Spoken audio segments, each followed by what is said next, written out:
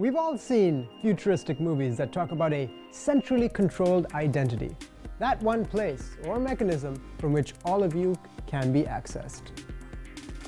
Take just a small step back and we have, just maybe, a gadget where we put all our thoughts, work, contacts, communications, memories, important documents, plans, schedules, basically a device which encapsulates, well, us. What, you may be thinking, are we talking about? Apple's imminent tablet computer. Amongst many of the rumors circulating around this new breed of mobile computing, one is that it's supposed to be released sometime early next year. Another is that much of the talent from the iPod and iPhone teams have now been diverted to its development. Now that's all good news.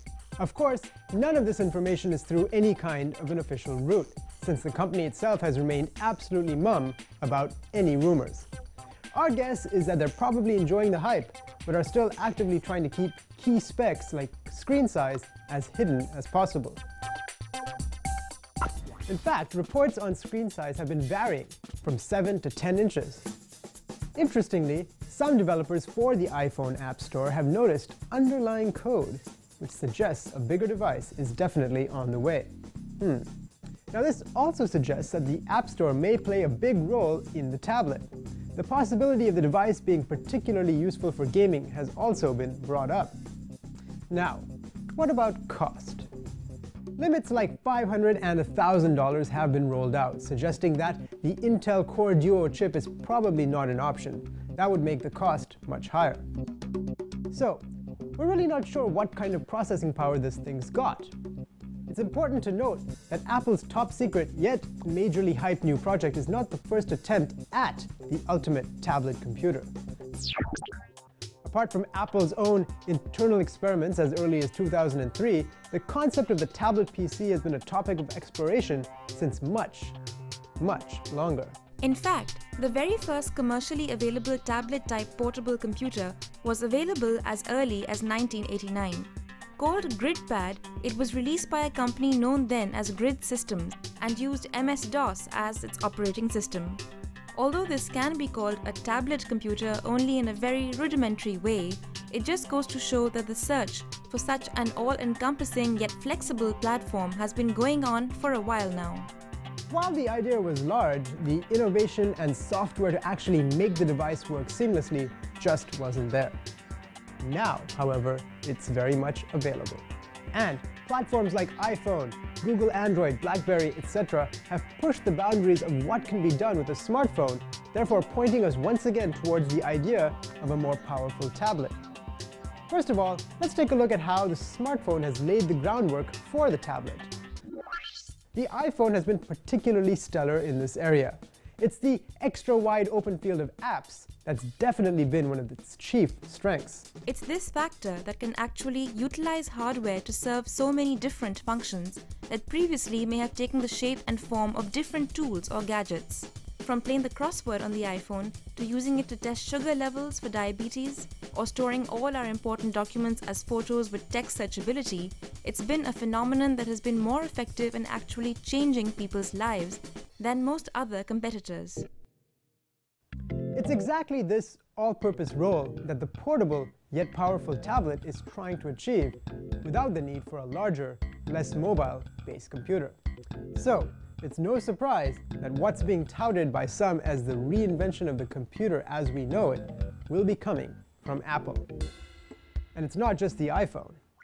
This all-access multi-purpose mania that clearly lays the groundwork for the mega tablet can also be seen in Google's Android on headsets like the HTC. Devilishly fast and easy to use, the HTC Hero in particular has been the iPhone's biggest competitor in terms of features and performance. Not only does it perform beautifully, integrating essentials like Facebook, Twitter, Flickr, email, etc., it offers Google's popular tools like Docs, calendars, and others, with amazing speed and integration to boot. Although it doesn't yet measure up to the iPhone in terms of apps, there is an open-source Android app store that is forever expanding the things you can do with this device.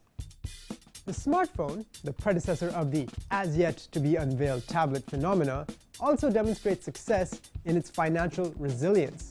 Globally speaking, it's been the smartphone that has not suffered in this recession. Microsoft predicts that in a few years, smartphones will make up to 30% of the volume and more than half the value of the mobile market. That is, of course, if the tablet doesn't take over the world. The upcoming tablet, then, is basically heralded as the missing link between the traditional, yes, I said traditional, computer and the smartphone. It's a link that many industry experts have been foreseeing for a while. Jensen Huang, co-founder and CEO of chipmaker NVIDIA, says that the smartphone personal computer boundary will get fuzzy. In 5 to 10 years, your mobile device will be your platform, whether you're on the move or at home. The internet will, of course, be a prerequisite to many of the workings of the tablet. While this depends on the general internet infrastructure available, one can already see this mandatory attitude towards the internet in the way people use the iPhone. On the iPhone, the internet is literally like a glue that holds the flow of things together. This device will actually be your newspaper, your stereo, your TV, your bookstore, and your current reading. Oh, and of course, your phone. So, the tablet. Will it work or won't it? We want to know what you think, so write to us at